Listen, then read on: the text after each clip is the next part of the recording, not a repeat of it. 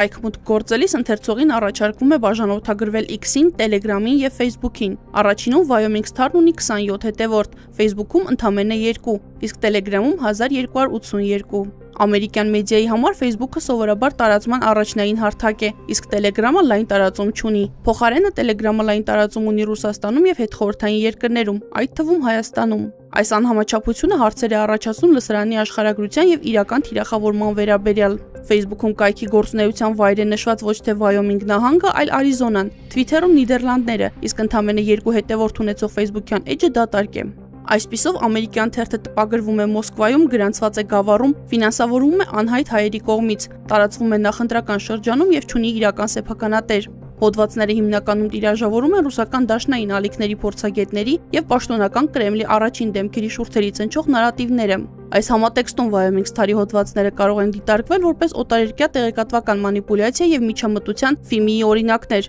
Factor TV-ի դիտարկմամբ դրանցում օգտագործված է ազդեցության լվացում տեղեկատվական և քաղաքական միջամտության տեխնիկա, երբ ազդեցության իրական աղբյուրը թաքցվում է, իսկ բովանդակությունը տարածվում է անկախ, օտար, միջազգային կամ տեղական վստահելի աղբյուրների անունից, ստեղծելով լեգիտիմության պատրանք։ Factor TV-ին շրջայց է կատարել այն հատվածներում, որտեղ նկատվել էին թերթերը, դրանք այլևս չկան, ըստ ամենայնի տպաքանակը սպառվել է, տարածողները սպասում են նորին։